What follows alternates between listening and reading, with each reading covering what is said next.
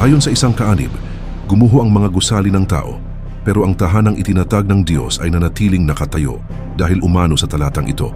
At sinasabi ko naman sa iyo na ikaw ay Pedro, at sa ibabaw ng batong ito ay itatayo ko ang aking iglesia, at ang mga pintuan ng Hades ay hindi magsisipa na iglaban dito. Dagdag pa nila, si Kristo mismo ang nagtayo ng iglesia.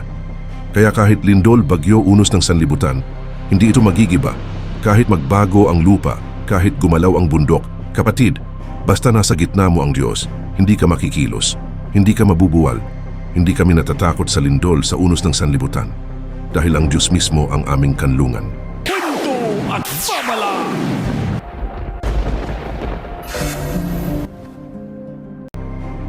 Sa mga sunod-sunod na nakalipas na araw, nakikita natin sa social media at balita na ipinagmamalaki ng mga miyembro ng Simbahang Iglesia ni Cristo ang kanilang mga kapilya at gusali. Marami ng bagyo, lindol, sunog at iba pang trahedya ang dumaan. Ngunit nananatiling matatag ang mga gusaling sambahan ng Iglesia ni Cristo. Hindi lamang dahil sa tibay ng pundasyon nito, kundi dahil ang Panginoong Diyos mismo ang nag-iingat sa kanyang templo at sa kanyang bayan. Kaya't anuman ang pagsubok, nananatili tayong matatag, matapang at matapat. Madalas ipagmalaki ng Iglesia ni Cristo na ang kanilang mga kapilya at malalaking gusali ay simbolo ng kanilang katatagan, pagpapala at galing ng kanilang samahan. Sinasabi nilang ito ay patunay ng kanilang katotohanan at pagkakaisa. Ang tunay na katatagan ng isang paniniwala ay hindi nasusukat sa ganda o tibay ng mga estrukturang bato at semento. Ipinagmamalaki nila ang tibay ng kanilang mga gusali bilang patunay ng kanilang katotohanan. Ngunit ang katotohanan ay ito, ang mga detalyadong plano at tamang arkitektura na nagpapatibay sa kanilang mga gusali ay gawa pala ng mga lisensyadong katolikong arkitekto, hindi mula sa kanilang samahan. Ang husay ay kaloob ng Diyos sa sinumang kanyang nais, anuman ang paniniwala. Ang tunay na matibay ay hindi ang simento, ngunit ipinagyayabang nila na sadyang pinagtibay ito ng Diyos para hindi matabunan ng baha, hindi matupok ng apoy, at hindi matibag ng anumang lindol. Para sa maraming miyembro nila ito ang pinakamatibay na patunay na kasama nila ang Diyos. Pero balikan natin ang kasaysayan, hindi ito bago. Noong panahon ni Kristo, ganoon din ang isip ng mga Hudyo. Ang templo sa Jerusalem ay itinuturing na hindi matitinag dahil ito ay matibay, magarbo at sentro ng kanilang buhay at pananampalataya. Kaya nang sabihin ni Jesus, "Gibain ninyo ang templong ito at sa 3 araw ay itatayo ko muli," nagalit sila ng labis. Bakit? Dahil tulad ng nakikita natin ngayon sa Iglesia ni Cristo, na iyon lang ang yaman at sandigan nila, na umano'y malaking ebidensya ng pagiging tunay simbahan ng Diyos. Tanungin natin sila ng diretsahan, ang tibay ba ng gusali nyo ay katumbas ng tibay ng katotohanan? Dapat tandaan na ang templo sa Jerusalem ay hindi simpleng gusali. Ito ay itinayo ni Haring Solomon at muling pinalawak at pinalamutian ng husto sa panahon ni Haring Herodes. Ang mga bato ay mabibigat at malalaki ayon sa kasaysayan ng istruktura nito. Mayroong umaabot sa 100 tonelada ang bigat. Pinalamutian ito ng ginto at mamahaling bagay. Para sa mga Hudyo, kung naroon ang gusali, naroon ang presensya ng Diyos. Naniwala silang walang makagigiba rito, dahil dito nanatili at nakatira ang Diyos. Kaya noong sinabi ni Jesus na gigibain ito, parang inagaw ang lahat ng meron sila. Ngunit ang kasaysayan ang nagpatunay. Noong taong 72 AD, pagkalipas lamang ng ilang dekada matapos magsalita si Jesus, pinalibutan ito ng mga Romano ang Jerusalem.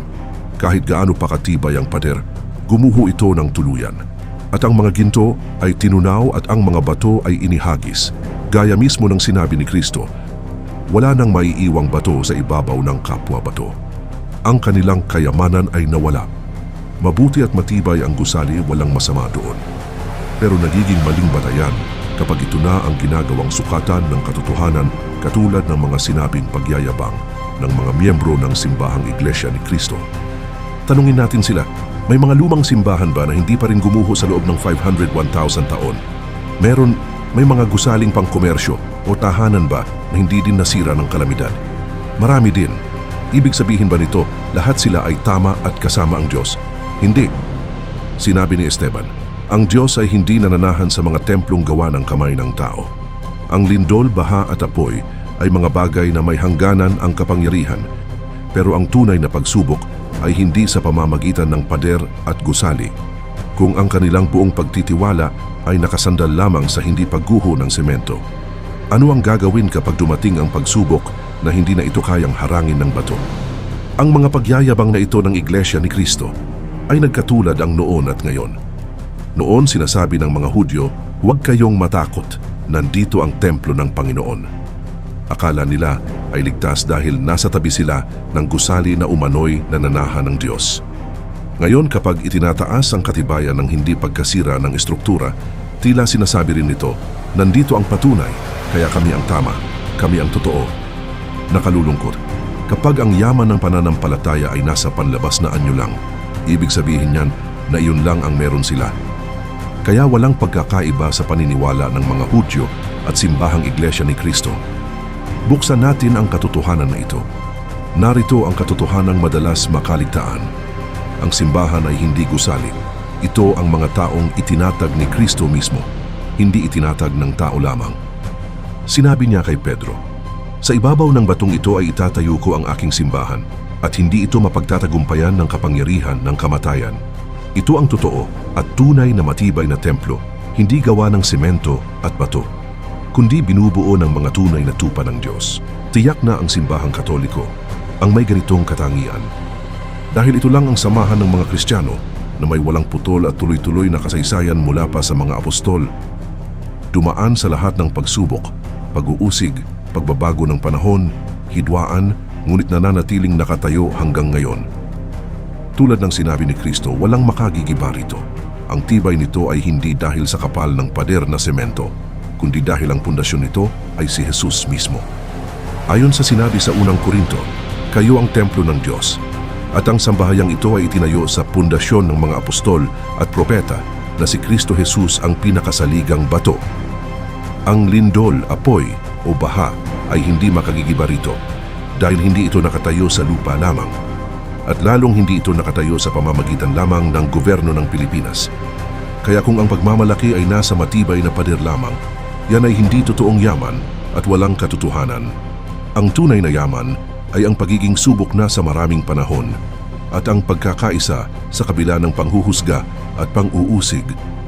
At ang katiyakan na ang Diyos ay hindi nakatali sa anumang lokasyon o gusali, kundi nananahan sa kanyang sambayanan na nanatili sa loob ng halos 2,000 taon.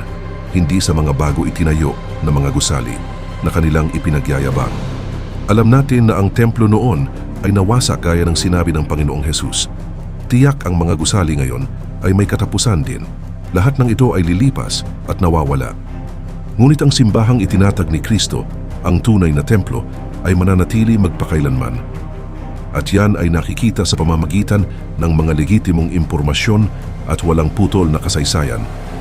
Para sa kaalaman ng marami, ang ipinagmamalaki nilang matibay at dakilang mga gusali ay hindi gawa ng kanilang mga miyembro. Ang katotohanan, ang arkitektong Carlos A. Santos Viola, isang debotong Katoliko na nag-aral sa Ateneo at UST, ang nagplano at nagbigay ng pundasyon para tumagal ang mga ito.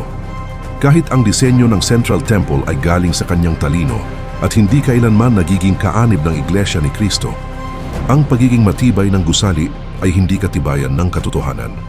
Ang katibayan ay nasa hindi matitibag na kasaysayan at walang humpay na koneksyon mula sa nauunang Kristyanismo at sa pagiging bahagi ng sambahayang subok na ng panahon. Tanungin kita, saan nakabatay ang iyong pagtitiwala? Sa pader na bato o sa bato na si Jesus at sa simbahang itinatag niya? Ibahagi ang iyong pananaw sa komento. Ito po si Kuya Tem, ang inyong lingkod. Maraming salamat po sa inyong panonood